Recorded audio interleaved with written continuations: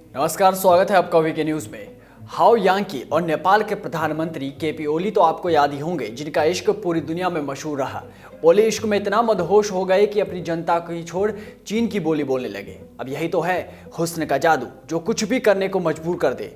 चीन अब युद्ध और बाहुबल से नहीं, तो अब वो हुस्न के बम का सहारा ले रहा है। चीन मर्दों की कमजोरी पर प्रहार कर रहा है। वो हुस्न की ऐसी बलाओं को भेजता है जिसे देखकर ही लोग मदहोश हो जाए। हुस्न के इस जाल में लोग सब कुछ भुला बैठे। इतिहास गवाह है कि हुस्न के जाल में फंसकर कई सल्तनतें बर्बाद हुई है। चीन की बालाएं भी इसी का फायदा उठाती है और अपने जिस्म को नेताओं के हवस के आगे परोस देती है, ताकि हवस में अंधे हो चुके नेता गूंगे और बहरे भी हो जाए। फिर जो ये बालाएं बोले वही ये भी बोले। मतलब साफ है कि ये बालाएं बोले भौंको तो ये भौंकने लगेंगे, ये बोलेंगी काटो तो ये काटने भी लगेंगे। इनके जाल में फंसकर ये वो सब कुछ भी बोल देते हैं जो बिल्कुल गोपनीय और देश की सुरक्षा से जुड़ा हुआ है। जी हाँ, जो रिपोर्ट अब सामने आई है उससे बड़े सवाल खड़े हो गए हैं कि क्या चीन अब महिलाओं को हथियार बनाकर दूसरे देशों की सरकार में सेंध लगा रहा है। दरअसल चीनी जासूस क्रिस्टिन फेंग उर्फ फेंग फेंग का नाम अब सामने आया है, जो अमेरिकी नेताओं से जिस्मानी रिश्ते बनाकर उनसे गोपनीय सूचनाएं निकालने की कोशिश करती है।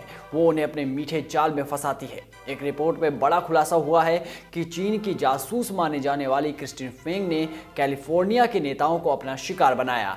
इनमें बड़े नेता से लेकर खुफिया विभाग के लोग भी शामिल हैं। बता दें कि इस जाल में डेमोक्रेटिक सांसद और संसद की इंटेलिजेंस कमेटी के सदस्य एरिक स्वेलवेल भी हैं। कहा जा रहा है कि फेंग के 2015 में अमेरिका छोड़ने से पहले स्वेलवेल के साथ अलग अलग प्रकार के रिश्ते थे, जी हाँ, जिस्मानी रिश्ते थे। हालांकि स्वेलवेल अक्सर इस सवाल से दूरी बना लेते हैं कि क्या सेक्स के बाद उन्होंने फेंग के साथ किसी तरह की गोपनीय जानकारी साझा की थी या नहीं।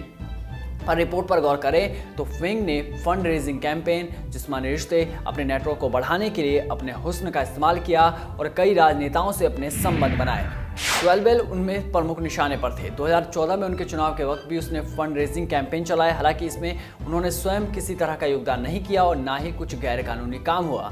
एक्सवाइस के दिए बयान में स्वेलवेल के कार्यालय ने बताया है कि फेंग से वे 8 साल पहले मिले थे और करीब 6 साल से देखा तक नहीं है, और ये जानकारी उन्होंने FBI को भी दी है। ऐसा दावा किया जा रहा है कि स्वेलवेल को समझाने के बाद उन्होंने फेंग से अपने रिश्तों को दरकिनार कर लिया।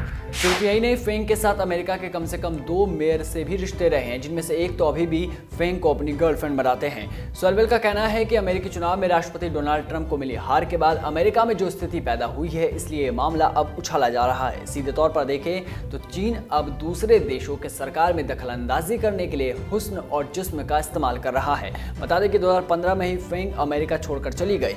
इस दौरान उसने कितनी ही जानकारियां इकट्ठी की होंगी, इस बात का अंदाजा शायद अभी वहां के नेताओं को भी नहीं होगा। सीधे अर्थों में चीन अब दूसरे देशों के नेताओं के आगे हुस्न की बोटियां परोस रहा है, जिसके लालच में अच्छे अच्छे सियासतदान फंसते हुए भी नजर आ रहे हैं और अपने ही देश को बेचने के लिए कोई कसर नहीं छोड़ रहे। और केपी ओली इसका जीता जागता उदाहरण है। इस रिपोर्ट में बस इतना ही। ये वीडियो आपको कैसे लगी कमेंट बॉक्स में जरूर बताएं। तब तक आप बने रहिए वीके न्यूज के साथ। नमस्कार।